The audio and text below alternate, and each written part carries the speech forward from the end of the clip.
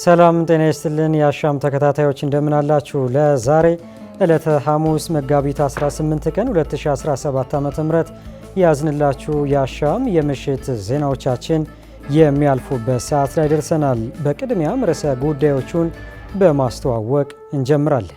በሲዳማ ክልል የሚፈጸሙ ችግሮችን በማንሳታቸው የደህንነት ስጋት ውስጥ መግባታቸውን ፖለቲከኞች ተናገሩ። የህወሓት አንጃ ያወጣው መግለጫ ክልሉ ለብቻው እንደሆነ ማሳያ መሆኑን የክልሉ ፖለቲካ ፓርቲዎችና ነዋሪዎች ተናገሩ።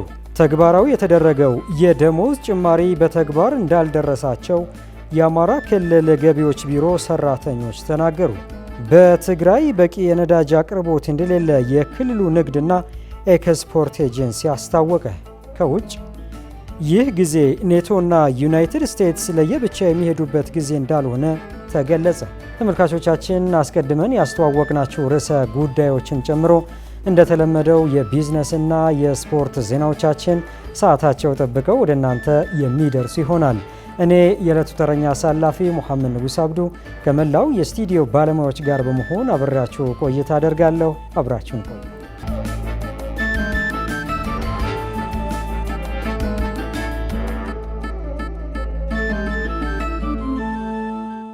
በሲዳማ ክልል የሚፈጸሙ ችግሮችን በማንሳታቸው የደህንነት ስጋት ውስጥ መግባታቸውን ፖለቲከኞች ተናገሩ። በክልሉ የሚንቀሳቀሱ የፖለቲካ ፓርቲዎቹ በሲዳማ የሚፈጸሙ የመልካም አስተዳደር ችግሮችን የሚናገሩ ግለሰቦችና የፖለቲካ ፓርቲ አባላት ለእስርና መሳደድ እየተጋለጡ ናቸው ብለዋል።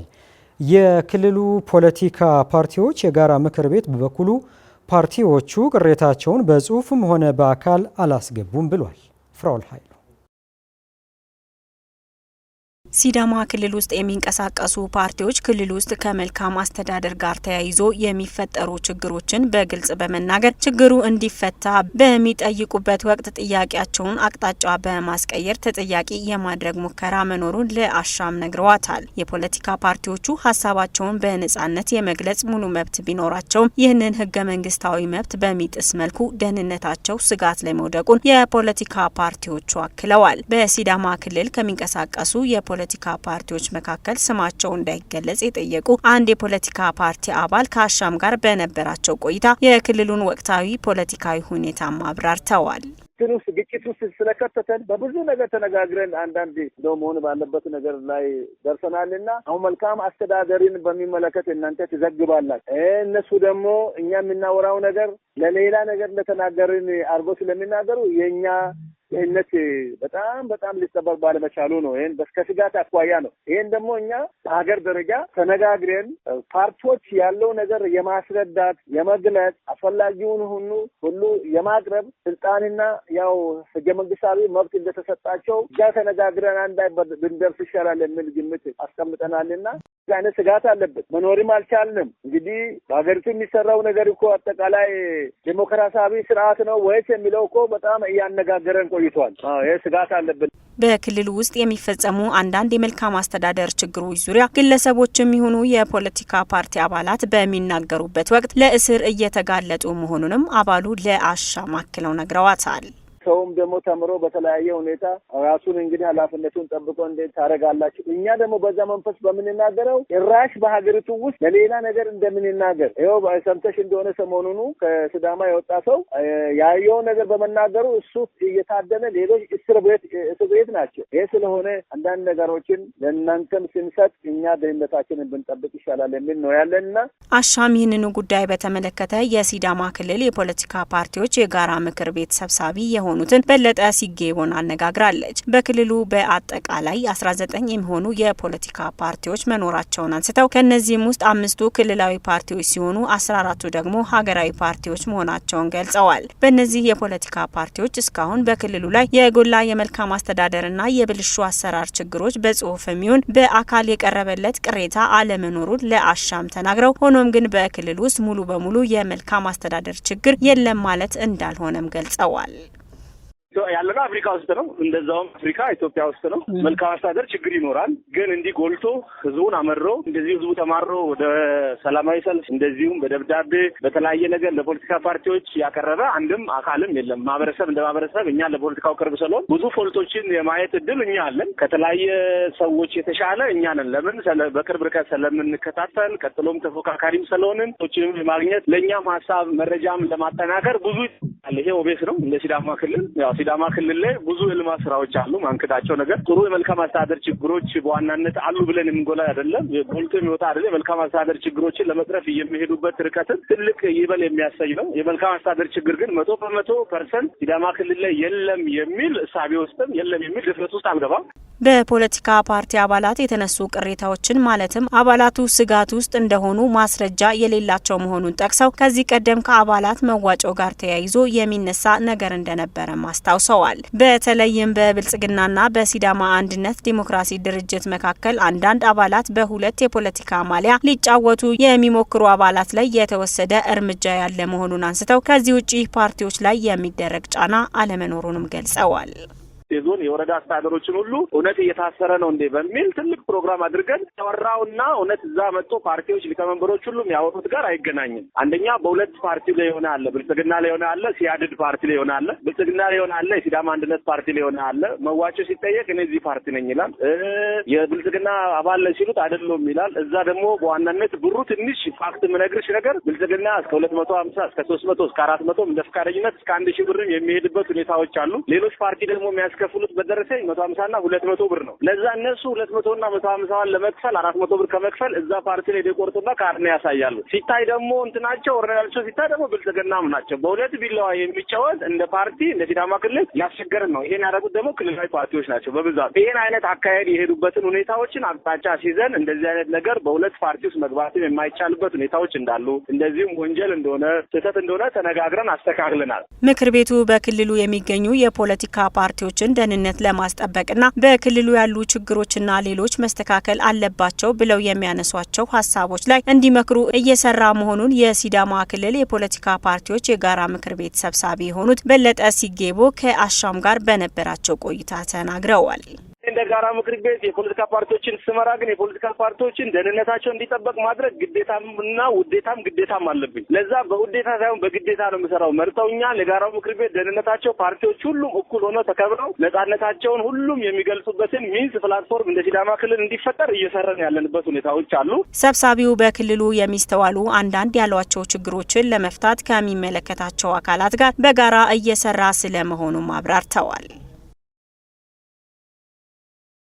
የህወሓት አንጃ ያወጣው መግለጫ ክልሉ ለብቻው እንደሆነ ማሳያ መሆኑን የክልሉ ፖለቲካ ፓርቲዎችና ነዋሪዎች ተናገሩ። ቡድኑ በመግለጫው ጠቅላይ ሚኒስትሩ ለጊዜያዊ አስተዳደሩ ፕሬዝዳንት እንዲሾም የክልሉ ህዝብ ጥቆማ እንዲሰጥ ያቀረቡትን ጥሪ የተናጠል እርምጃ ነው ሲል ተችቶታል። ብርሃን እሸቴ ያዘጋጀው ዘገባ መሰረት ነቃ እንደሚከተለው ያቀርበዋል።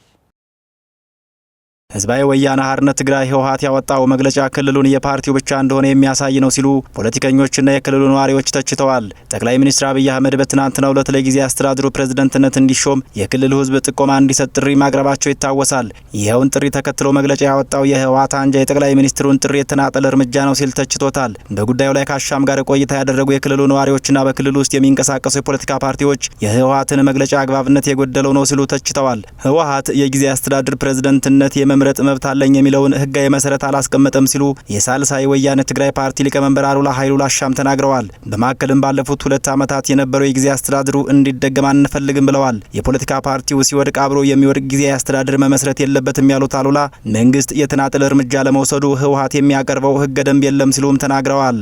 የግድ ቲፒኤልኤፍን እኔን ካላማከራችሁ የሚል ነገር ከሌለ ፕሬዚዳንት የመምረጥ መብት አለኝ ብለው ያሉበትን መሰረት አላስቀመጡም። ቲፒኤልኤፍ ጊዜ አስተዳደር ለባለፈው 2 ዓመት ሙሉ እንደገና ይደገም ማለት እንግዲህ የትግራይ ሁኔታ ባለበት ሁኔታ ይቀጥል ማለት ነው። እኛ ያን ሪኮመንድ አናደርግም። አብዛኛው የፖለቲካ ኃይሎች የሚሳተፉበት በተሳትፎም ይሁን በአስተሳሰብ ልዩነትም በዛው ደረጃ አንድ የፖለቲካ ፓርቲ ደግሞ ችግር ውስጥ ሲወድቅ ጊዜ አስተዳደሩ አብሮ ችግር ውስጥ የማይወድቅ ከሆነ መቋቋም አለበት ብለን እናስባለን። የተናጠል መሆን የለበትም የሚል የሚከለክል ህግ ጠቅሰው ቢሆን በዚህ ተስማምተን ወይ በዚህ በኩል ጠቅላይ ሚኒስትሩ የተናጠል የመሾም መብታቸውን በጽሁፉ አስቀምጠዋል። ቲፒኤልኤፍ ግን ይሄኛው መብቴ ተከልክለዋል የሚለው ነገር ብዙም አልታየኝ። ስለዚህ እንደው ዝም ብሎ እኔ አልተመቸኝም ከሚል አንጻር ብቻ ነው ያየው። እኔ ከ2 ዓመት በፊት ቤታቸው ሲመረጥ የነበረው ሂደት ፕሪቶሪያ ውልን አደጋ ውስጥ አይጥለው የአሁኑ እንዴት ፕሪቶሪያን አደጋ ውስጥ እንደጣለው አይደል ነው። እነሱ ናቸው ኤክስፕሌን ማድረግ የሚገባቸው። ግን ብዙም ይረባ ነው ብዬ አላስብም። አስተያየታቸውን ለአሻም የሰጡ የመቀለ ከተማ ነዋሪዎች በበኩላቸው ድርጅቱ ከህዝቡ ጋር የሚናበብ ፓርቲ አይደለም ሲሉ ተናግረዋል። የህወሓት መግለጫ ክልሉ የፓርቲው ብቻ እንደሆነ የሚያመላክት ነው ሲሉ ተደምጠዋል። ከህዝቡ ጋር እየተናበቡ የሚሄዱ አይደሉም እና ይህንን አይነት መግለጫ ማውጣት የተለመደ ባህሪያቸው ነው። የትም አያደርሳቸው። ሰንብተው ተነጋግረው ነው የመጡት።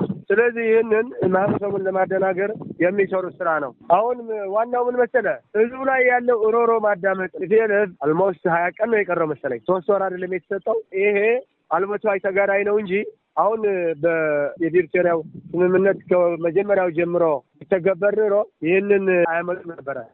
እንዲመረጥና እንዲያስተዳድር ድርሻ አለው። ይህንን ድርሻ አልተጠቀሙም። ሁለተኛ ደግሞ በየተወሰኑ አካባቢዎች የመከላከያ ኃይሉ እንዲገባ በፕሪቶሪያው ስምምነት አለ። ይህንም አልተደረገም። ይህንን ባለመደረጉ ነው ከፍተኛ መኮንኖችም ይሆኑ ያው ህወሓት እቺ ትግራይ የኛ ናት አንድ አድርገናታል የሚል የግለሰቦች አስተሳሰብ ነው። ማህበረሰቡን በማጨናነቅ ያሉ የነዚህ አስተሳሰብ ነው። ይሄንን ከአዲግራት ከተማ አስተያየታቸውን ለአሻም የሰጡ ነዋሪዎች በበኩላቸው ህወሓት ለትግራይ ህዝብ የተሰጠው የመምረጥ ነጻነት እየተጋፋ ነው ብለዋል። ህወሓት ለህዝብ የተሰጠውን እድል እየቀማ ነው ሲሉም ተችተዋል። ወያኔ ሁሉ ጊዜ እንደዚህ አንጻራዊ የሆነ ነው። ይሄ እኮ ጠቅላይ ሚኒስትር ያደረጉት እኮ የትግራይ ህዝብ እገሌ ሾመው ከሚባል በኢሜል ምረጡ፣ መሪያችሁን ፕሬዚዳንታችሁን ምረጡ ብለው ነው ለህዝቡ ነጻነት የሰጡት።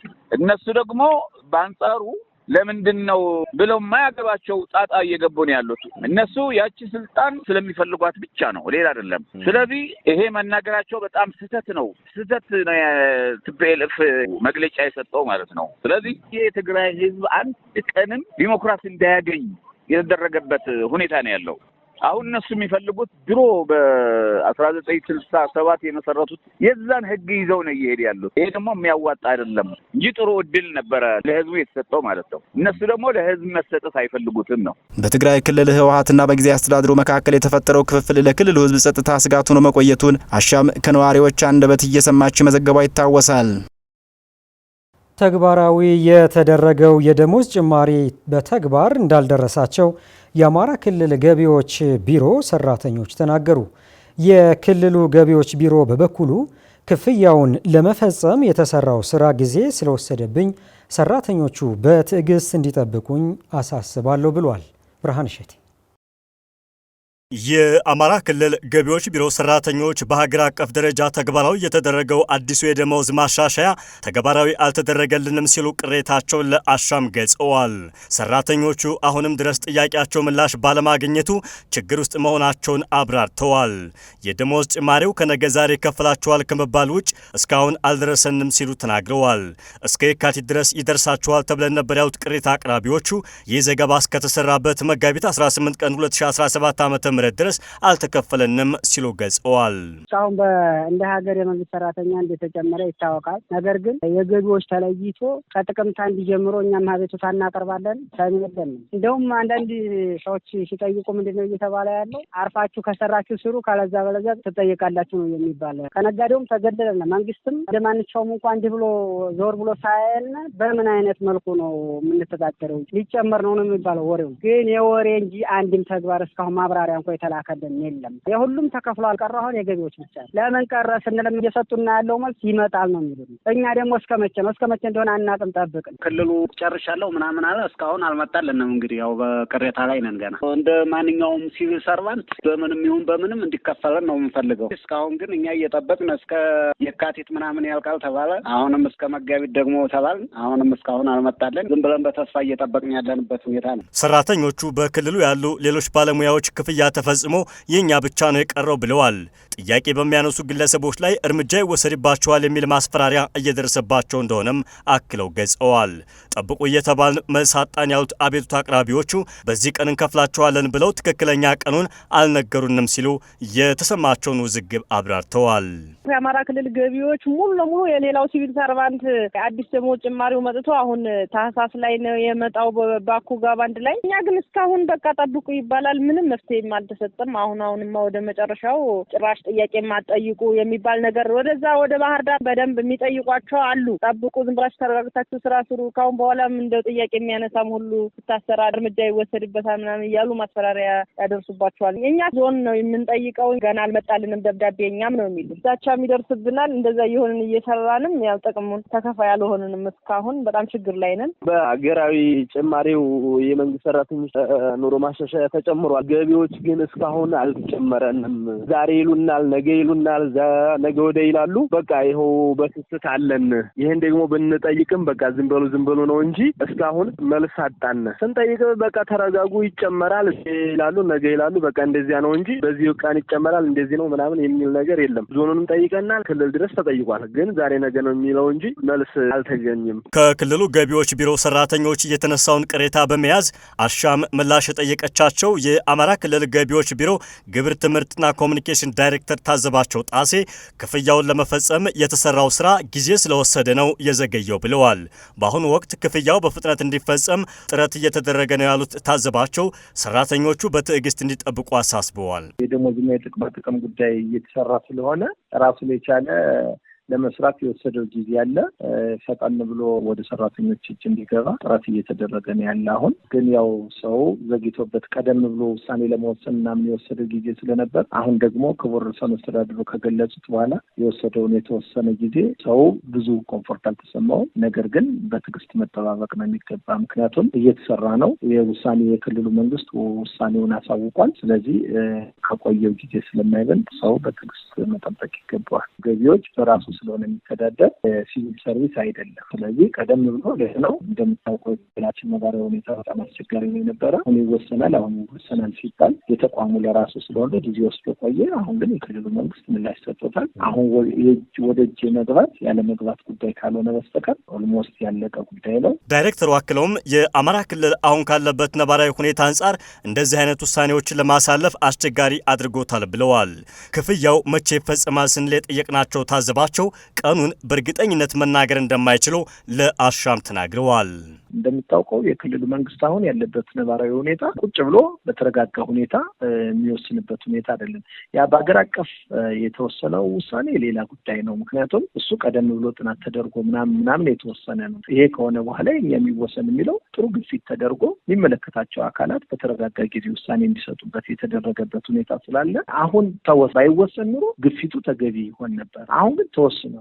የተወሰነው ውሳኔ ተግባራዊ ለማድረግ አንዳንድ ፕሮሰሶች ስላሉ ነው። ምን አለ መሰለህ አሁን ጥቅማ ጥቅም ምትላለች አብራ የምትካተት ማለት ነው። የጥቅማ ጥቅሙ ጉዳይ ደግሞ ሌላ ጥያቄ ሊያስነሳ አንድ ላይ መልስ እንስጥ የሚል ነው የክልሉ መንግስት ሀሳብና ትንሽ መታገስ ተገቢ ነው ብዬ አስባለሁ። ቀኑን ይሄን አልልም፣ ግን በአጭር ጊዜ ውስጥ መልስ ይሰጡታል ብዬ አስባለሁ። መንግስት ለሰራተኞቹ ያደረገው የደመወዝ ጭማሪ በፍጥነት አለመከፈሉን አሻም ከተለያዩ አካባቢዎች የሚደርሷትን ጥቆማዎች እማኝ በማድረግ መዘገቧ የሚታወስ ነው።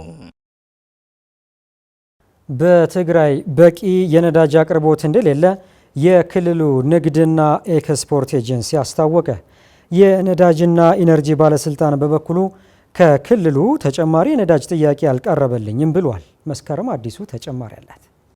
በኢትዮጵያ በተለያዩ ጊዜያት በተለያዩ ምክንያቶች የነዳጅና የቤንዚን እጥረቶች ሲከሰቱ መቆየታቸውን አሻም መዘገቡ አይዘነጋም። በትግራይ ክልል ከሰሞኑ የነዳጅ እጥረት መከሰቱን የክልሉ ንግድና ኤክስፖርት ኤጀንሲ ለአሻም አስታውቋል። የገጠመው የነዳጅ እጥረት በተለይ ከመጋቢት 6 ቀን 2017 ዓ.ም እስከ መጋቢት 15 ቀን በክልሉ ምንም አይነት የነዳጅ አቅርቦት እንዳልነበር ተመላክቷል። ይህውን ተከትሎ በክልሉ ሙሉ ለሙሉ ስራ ቆሞ እንደነበር ለአሻም የገለጹት በክልሉ ንግድና ኤክስፖርት ኤጀንሲ የሸማቾች ጥበቃ ጥበቃ ዳይሬክተር ካሳሁን ክንደያ ናቸው። ዳይሬክተሩ አክለው እንደገለጹት ለነዳጅ አቅራቢ ድርጅት ጥያቄ ማቅረባቸውን ገልጸው በዚህም ከመጋቢት 16 ቀን ጀምሮ እስከ ዛሬ ባሉ ተከታታይ ቀናት ውስጥ በቀን አንድ የነዳጅ ቦቴ ወደ ክልሉ እየገባ መሆኑን ተናግረዋል። ለክልሉ የሚያስፈልገው የነዳጅ መጠን ከ8 እስከ 10 ቦቴ መሆኑን አስቀድመው እጥረቱ አሁንም ድረስ እንደቀጠለ ነው ብለዋል። መጋቢት 6 ቀን ጀምሮ ደግሞ እንዳለ ሙሉ በሙሉ ቆሞ ነበር። በዛው ላይ በጣም ሁሉንም ስራ ቆሞ ነበር። በጣም ችግር ላይ ነው የነበርነው። ከትናንት ወዲያ በቀን አንድ መኪና ጀምረናል የሚል እንደገና ኢንፎርሜሽን ሰምተናል። አሁን መጫ እንደጀመረ ነው የምናውቀው። 2 ቀን በቀን አንድ ግን የሚያስፈልገን ከ8 እስከ 10 ቦት በቀን ነበር የሚያስፈልገን። ከ10 በላይ ነው የሚያስፈልገን። ግን ያው በተለይ ቁመው እንደ አሁን ስለነበር በጣም በብዛት ሁሉም ከተሞች ገብቶ መረጋጋት ነበር ያሰብነው። አሁንም አንድ መኪና ፈቅደናል የሚል ነገር ሰምተናል እና እንዲህ ነው ሁኔታው። አዎ ነዳጅና ኢነርጂ ነዳጅ አቅራቢ ድርጅት እዛ ላይ ለመጫን ጅቡቲ ላይ ሲሄዱ አትገቡም ተብለናል የሚል ከማዲያዎች ማዲያዎች አለ አይደል? እዛ ሆኖ ለምንድን ነው የማትጭኑት ስንላቸው አይ እንዳትገቡ ብሎ እዛ ቁመው ነበር። ወደ 22 ቢሆን መኪኖች እዛ ቁመው ነበር። ስለዚህ እኛም ስንጠይቃቸው በደብዳቤም ጠይቀናል፣ ተካከራል፣ ይጀመራል ምናምን የሚል መልስ ብቻ ነበር የሚሰጠን የነበረው። አሁን ከትናንት ወዲያ ግን ያው አንድ መኪና በቀን አንድ መኪና እየወጣ ነው የሚል ኢንፎርሜሽን አለ። በቂ ሳይሆን ምንም እዚህ ግባ የሚባልም አይደለም። በትግራይ ክልል የገጠመውን የነዳጅ እጥረት ተከትሎ ምክንያቱ ምንድነው? መፍትሄ ለመስጠትስ ባለስልጣኑ ምን ያክል ርቀት ሄዷል ስትል አሻም የነዳጅና ኢነርጂ ባለስልጣንን ጠይቃለች። በዚህም ባለስልጣኑ ለትግራይ ክልል ብቻ ተለይቶ የተቋረጠ የነዳጅ አቅርቦት የለም ብለዋል። በነዳጅና ኢነርጂ ባለስልጣን የኮሚኒኬሽን ዳይሬክተር የሆኑት በቀለጅ ኩማ ላለፉት 3 ቀናት አዲስ አበባን ጨምሮ በተለያዩ ክልሎች እጥረቱ ገጥሞ እንደነበር ሳይደብቁ በግልጽ ተናግረዋል። ዳይሬክተሩ አክለው እንደተናገሩት ነዳጅ ለማድረስ የማያስችል ብልሽት ገጥሞ እንደነበር አስቀድመው አሁን ላይ ብልሽቱ ተስተካክሎ ነዳጅ በሁሉም ክልሎች እየደረሰ ይገኛል ብለዋል። ለትግራይ ክልል ተለይቶ የተቋረጠ የነዳጅ አቅርቦት የለም። ግን እንደ አጠቃላይ እንደ ክልሎች ጋር በነበረው እንትን ባለፉት ጥቂት ቀናቶች 3 ቀን ስፔሻሊ ናፍጣ ላይ የተወሰኑ ዴፖ ላይ የሆነ ብልሽት ነበረ። ተካከል ትግራይ ክልል ብቻ ሳይሆን ሌሎችም ክልሎች አዲስ አበባ ላይ ማስተውለሽ ከሆነ ሰልፎች ነበሩ። ያው ከአዋሽ ዴፖ ነበር ስንቀዳ የነበረው። በኋላ ላይ ግን እና ቅድሜ አበባና ዙሪያዋ ላሉ ከተሞች በቀጥታ ተጠቃሚ ድርጅቶች ነበር። ለምን ፕሮጀክቶችን የተለያዩ ኢንዱስትሪዎችን የሚንቀሳቀሱበት ስለሆነ በተለይ ለትግራይ ተብሎ የተቋረጠ ነዳጅ የለም። ሌሎችም ክልሎች ላይ እንደዚህ ጋምቤላም ካረሪም እየሰማናቸው የነበሩ ጥሮች ነው። አቅርቦቱ ዳግም ቢጀመርም በቂ አይደለም ያሉት የስራ ኃላፊው አክለውም ይህንን ችግር ለመቅረፍ ከታሰበ ግን ነዳጅ በጥፍ ወደ ክልሉ ሊገባ ይገባል ባይ ናቸው። ያ ካልሆነ በክልሉ ያለውን የነዳጅ ፍላጎት ማረጋጋት እንደማይቻል ይናገራሉ። የክልሉ ንግድና ኤክስፖርት ኤጀንሲ የሸማቾች ጥበቃ ዳይሬክተር ጀመሩ ተካከላሚ ተስፋለን አሁን ቆሞ ስለነበር አሁን መጀመሩ ጥሩ ነው። የክልሉ ሁኔታው አይተው ያስተካክሉልናል። በተለይ ከነበረው 3-4 እጥፍ አድርገህ ነው ችግሩን በአንዴ ለመቅረፍ ከታሰበ ከነበረው 10 ምናምን መኪና 3-4 እጥፍ አድርገህ በአንዴ ልከህ እንዲረጋጋ የማድረግ ጉዳይ ካልሆነ በስተቀር በዚህ አካሄድ ምንም እዚህ ግባ የሚባል ስራ አይደለም። ነዳጅም እየቀረበልን ብለን ለመናገርም በጣም የሚከብድ ነው። በቀን አንድ ቦቴ ማለት አስቢው መቀሌ እንኳን 15 የነዳጅ ማደያዎች አሉ። ስለዚህ እንደ ትግራይ ወደ 64-65 ማደያዎች በቀን አንድ ማደያ ስትልክያቸው ያው ምን እንደሚፈጠር ያው ለእናንተ የነዳጅና ኢነርጂ ባለስልጣን የኮሚኒኬሽን ዳይሬክተሩ እንዳሉት በትግራይ ክልል የሚገባው የነዳጅ መጠን መቀነስን ለመቅረፍ ማደያዎች ለነዳጅ አቅራቢ ጥያቄ ማቅረብ አለባቸው ሲሉ የመፍትሄ ሀሳባቸውን ተናግረዋል። ትግራይ ክልል ግን ወደኛ ደብዳቤ ከላጠበቀም ለምላሹ የተለያዩ ሚዲያዎች ላይ ነው እንትን ያሉት። ምክንያቱም እኛ ደብዳቤው ከደረሰን በኋላ እናጣራለን። ምክንያቱም ነዳጅ የራሱ ፕሮሰስ አለው የሚቀርብበት። ማደያዎች ኦርደር ያደርጋሉ ለካምፓኒያቸው። ካምፓኒያቸው ደግሞ ማደያዎቹ ኦርደራቸውን ተቀብለው ክፍያ ሲፈጽሙለት አፕሩቭ አድርጎ ወደ ነዳጅ አቅራቢ ድርጅት ይልካል። ነዳጅ አቅራቢ ድርጅት ደግሞ የኩባንያዎችን ጥያቄ ተቀብሎ ባላቸው ኮታ መሰረት ወይም የገበያ ድርሻ መሰረት ከጅቡቲ ነዳጅ ይጭንላቸዋል ማለት ነው። እንግዲህ በዚህ ሂደት ውስጥ አንደኛ ማደያዎች ኦርደር ማድረግ አለባቸው። ሁለተኛ ካምፓኒዎች አፕሩቭ ማረጋገጥ አለባቸው። ሶስተኛ ነዳጅ አቅራቢ ድርጅት ወደ ጅቡቲ ልኮ ጭነቱ መፈጸም አለበት። ቀጥሎ ደግሞ ትራንስፖርተሮች ለዛ የተጫነውን በትክክል ወደ ተጫነበት ክልልና ማደያ ማድረስ አለባቸው። እንግዲህ በዚህ ሁሉ ፕሮሰስ ውስጥ የቱ ጋር ነው ነዳጅ ያለው የሚለውን ልክ ደብዳቤያቸው እንደደረሰ ቼክ ነው የተደረገው። ከዛ አቅርቦት በቱን ፈታላቸው ነው ያደረግነው። አሁን እየቀረበላቸው ነው ያለው። እንግዲህ አንድ ነው የሚደርሰን ምናምን ላሉት የራሳቸው የማደያዎች ኦርደር ነው ማዘዝ አለባቸው። በክልሉ የተፈጠረው የነዳጅ እጥረት በጊዜ ካልተፈታ የስራ መስተጓገል ይገጥማል ሲል የክልሉ የንግድና ኤክስፖርት ኤጀንሲ በአሻም በኩል አሳስቧል። ከዚሁ ጋር ተያይዞ የነዳጅ እጥረት በኢትዮጵያ እንደሌለ የገለጸው የነዳጅና ኢነርጂ ባለስልጣን የትግራይ ክልል ያጋጠመው የነዳጅ እጥረት እንዲቀረፍለት ተጨማሪ ጥያቄ ለነዳጅ አቅራቢዎች ማቅረብ ይገባል ማለቱን አሻም ለማጣራት ችላለች። ማህበረሰቡ ለዲጂታል የገንዘብ ዝውውር ያለው አቀባበልም በከፍተኛ ደረጃ እድገት ማሳየቱ ተገለጸ። ሳንቲም ፔይ የተሰኘው የዲጂታል ገንዘብ ዝውውር ተቋም ከጅማሮ አንስቶ ከእቅዱ በላይ የሆነ ውጤት ማስመዝገቡ ገልጿል። ኃይለ ገብርኤል ታደሰ ተጨማሪ አለ።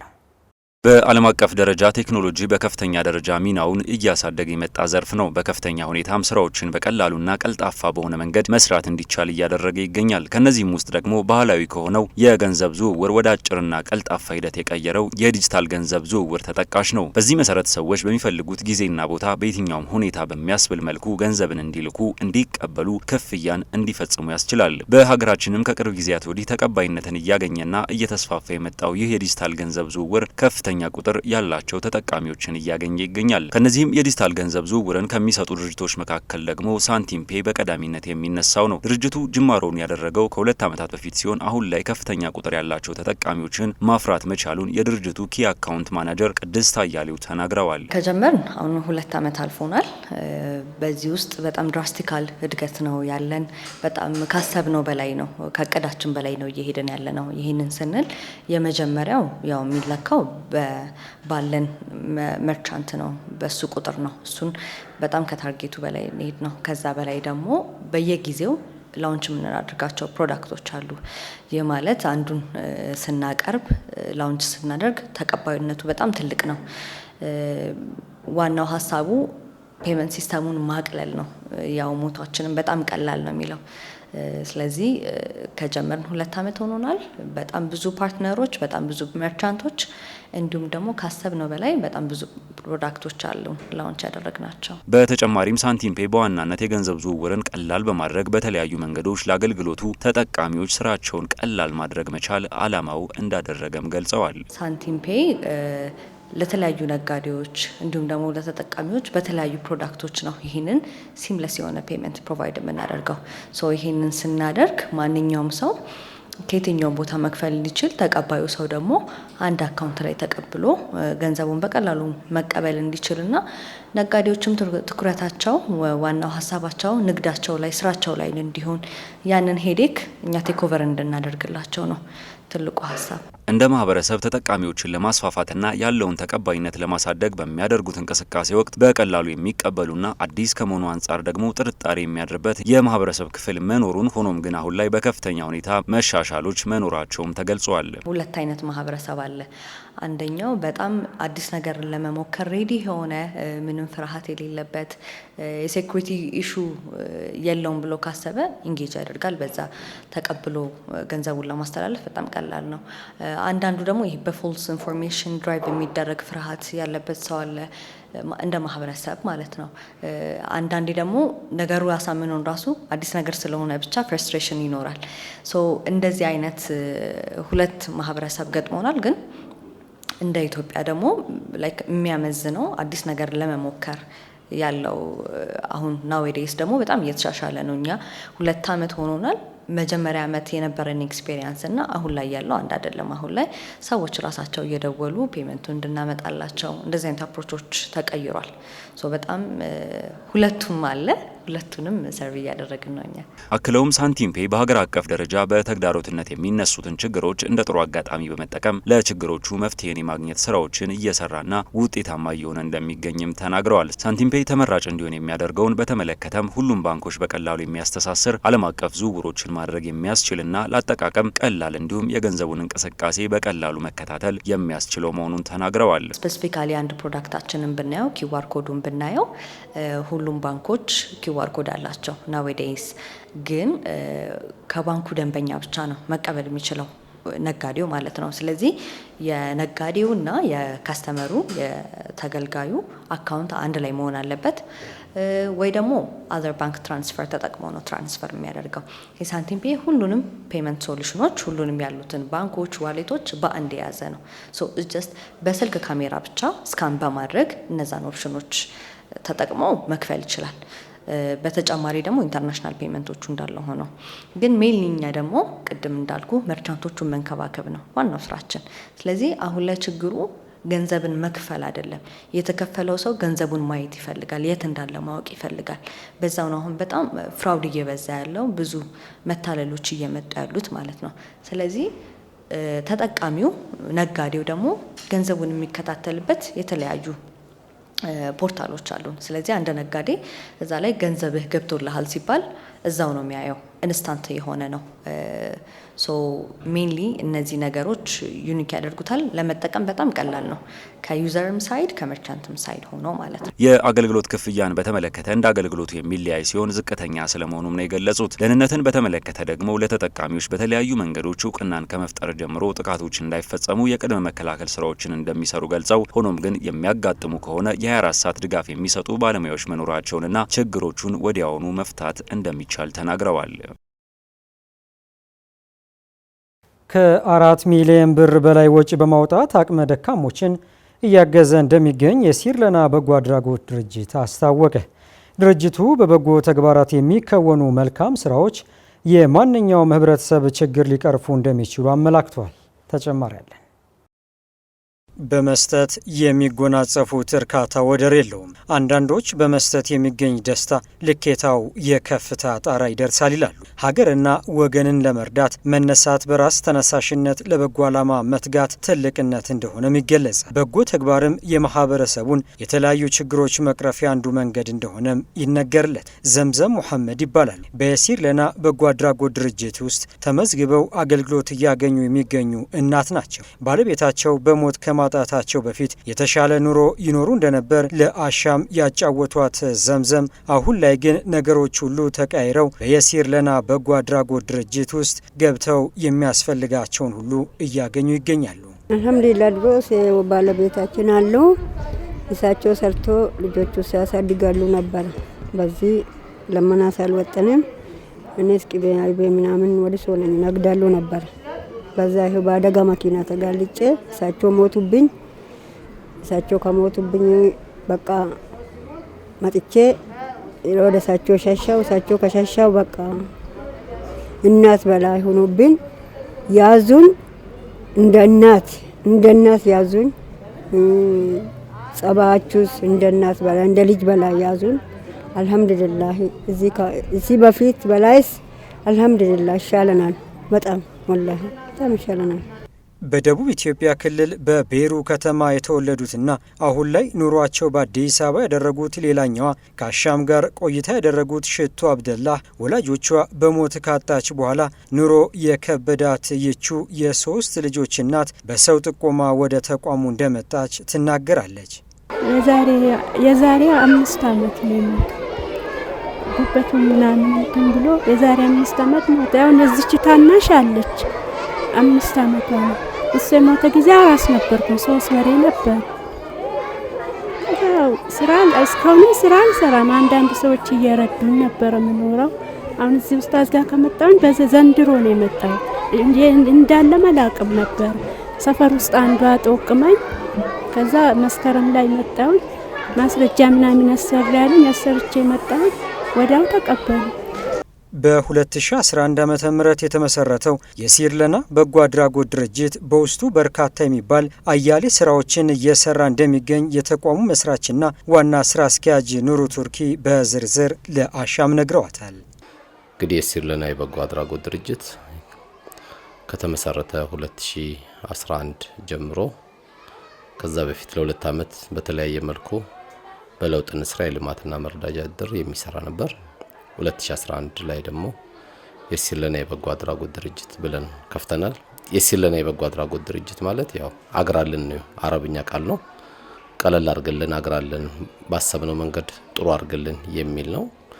በዛ መሰረት እንግዲህ የሲርለና የበጎ አድራጎት ድርጅት የተለያዩ ዓላማዎችን ይዞ በመነሳት እስካሁን እዚህ ግቢ እስካለንበት ሰዓት ድረስ መልካም የሆኑ ወደ 9 የሚያክሉ ትልልቅ ስራዎች እየሰራ ይገኛል። ከነዚህ መካከል እንግዲህ የአባታቸው የሞተባቸው ልጆች መንከባከብ፣ ማልበስ፣ ወራይ ክፍያ መክፈል፣ ማብላት፣ ማጠጣት፣ የተለያዩ ሌሎችም እገዛዎች የሕክምና እገዛም ካላቸው እሱም ማድረግ እንዲሁም አባታቸውን በህይወት ኖሮ ደግሞ ሚስኪን ወይም ደግሞ ደካማ የሆኑ የማህበረሰብ ክፍሎችን መንከባከብ ነው። በሶስተኛ ደረጃ ደግሞ አረጋያን አሉ፣ አረጋያኖችን መንከባከብ ነው። በአራተኛ ደረጃ በገጠሪቱ ኢትዮጵያ ልብስ እዚሁ ያሰባሰብን ቤሲርለና ልብስን ማዳረስ ነው። አምስተኛ ደግሞ በገጠሪቱ ኢትዮጵያ የጉድጓድ ውሃ ምንጭና ሃንድ ፓምፕ በእጅ የሚገፉ በሚል እሱንም ከፍተን እንገኛለን። በተለያየ ጊዜ የአስቤዛ ስጦታዎች ይኖራሉ። ወጉና ባህሉን በጠበቀ ደግሞ ማንም ሰው በህይወት ሲኖርም ሲሞትም የተከበረ ነውና የሰው ልጅ የጀናዛ ወይም የሬሳ መስተንግዶ ይሰጣል። እነዚህን እና መሰል ስራዎችን በተለያዩ በአዲስ አበባና በአቅራቢያው እንዲሁም ሙሉ በኢትዮጵያ ትልልቅ ስራዎች እየሰራ ይገኛል። በምዕራብ አርሲ ኮኮሳ፣ ኮፈሌ፣ ወንዶ፣ አሳሳ የሚባሉ ቦታዎች በምዕራብ በቀድሞ ደቡብ በአሁኑ ማዕከላዊ ኢትዮጵያ በምትባለው ስልጤና ጉራጌ ላይ ይሰራል። በ11ኛ ክልል ሲዳማ ላይ ይሰራል። አጠቃላይ እንግዲህ የውሃ አቅርቦቱን ሰፋ አድርጎ አልহামዱሊላህ ጥሩ ስራ እየተሰራ ይገኛል። በዚህ ቢሮ እንግዲህ ወደ 1400 ቤተሰቦች ተመዝግበዋል። ወደ 5200 የሚያክሉ ቤተሰቦች እየተጠቀሙ ይገኛል። ከ4 ሚሊዮን ብር በላይ ወጪ በማውጣት ለእያንዳንዱ በስሩ ለሚገኙ ቤተሰቦች ድጋፍ ማድረጉን የሚናገሩት ኑሩ ቱርኪ ይህ ተግባር ተጠናክሮ እንደሚቀጥልና የሰው ልጅ እዝነቱን አጠናክሮ የሚገልጽበት ወቅት መሆኑንም አስረድተዋል። ወደ 4 ሚሊዮን 400 ሺህ ብር አውጥተን ነው ለእያንዳንዱ ቤተሰቦቻችን የማንም ቤት እንዳያኳኩ ራሳቸው እንደውም አንዳንድ ሚስኪን ካገኙ ከገጠሪቱ የሚመጡ ሰዎች ሚስኪን ካገኙ እንዲያበሉ እንዲያጠጡ ትልቅ ስራ ነው የተሰራውና በዚህ በረመዳን በጣም አስገራሚ ቆጥረን ማንጨርሳቸው ታምራቶች የሚታዩበት ነው። ማታቀው ነው እንደምታቀበት የሶዬ አይሰጥም የተባለ እጁ የሚፈታበት የብዙሃን ወንድሞች ጎዳና ላይ ከመውጣት የሚድኑበት ትልቅ አጋጣሚ ነውና በዚህ በረመዳን እንግዲህ የታዘዝናቸው ትእዛዞች ምን ጊዜ መቀጠል እንዳለባቸው ሰዎች ጉሮሮ ነገም አላቸው ከነጎዳም አላቸው። በዚህ ሂደት ላይ እንድንበረታ እስልምናው ነግሮናል። ስለዚህ የእዝነት መገለጫ የሚለው ረመዳን ከምነግር በላይ በተግባር ሁላችንም ከተማው ላይ ስላለን ሁሉም እንግዲህ አልহামዱሊላህ ቤቱ ቁጭ ብሎ አስቤዛ ተሰጥቶት ገንዘቡ ተሰጥቶት እንዲበላ የተደረገው አንዱ ትክክለኛው የእዝነታችን መገለጫ ነው። በበጎ ተግባራት ስራዎች የህብረተሰቡ ችግር ሊቀረፍ እንደሚችል የሚናገሩት ስራ አስኪያጁ ተቋማቸው በኢትዮጵያ እንደ ሞዴል ታይቶ ሌሎች በጎ አድራጎት ተቋማት አርአያ ለመሆን አበክረው እየሰሩ እንደሚገኙም አስታውሰዋል። ኢትዮጵያ የፓን አፍሪካ ወጣት አመራሮች ጉባኤ ከፊታችን መጋቢት 25 ቀን 2017 ጀምሮ ልታካሂድ መሆኑ ተገለጸ። በአህጉር አቀፍ ደረጃ የመጀመሪያ ነው የተባለ የፓን አፍሪካ ወጣቶች አመራር ጉባኤ በኢትዮጵያ ሊካሄድ መሆኑ የሴቶችና ማህበራዊ ጉዳይ ሚኒስቴር አስታውቋል። ሚኒስቴር መስሪያ ቤቱ ሊካሄድ ስለታሰበው የፓን አፍሪካ ወጣት አመራሮች ጉባኤ ጋዜጣዊ መግለጫ ሰጥቷል።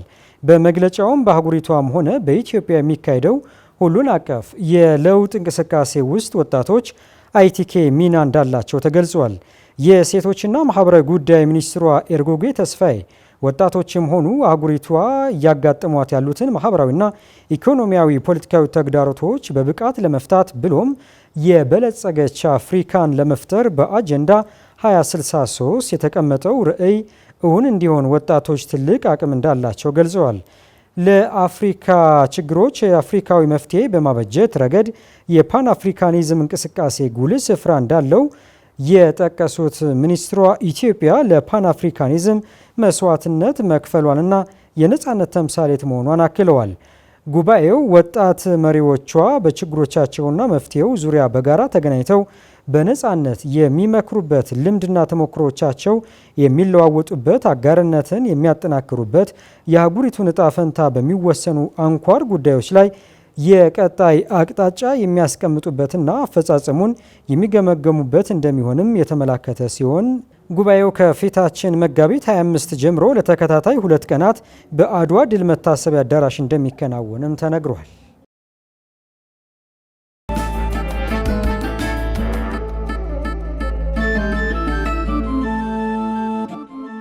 ተመልካቾቻችን ለዕለቱ ያዝንላችሁ ዜናዎቻችን ከመቋጨታችን በፊት በድጋሚ ርዕሰ ጉዳዮቹን እናስታውሳችሁ።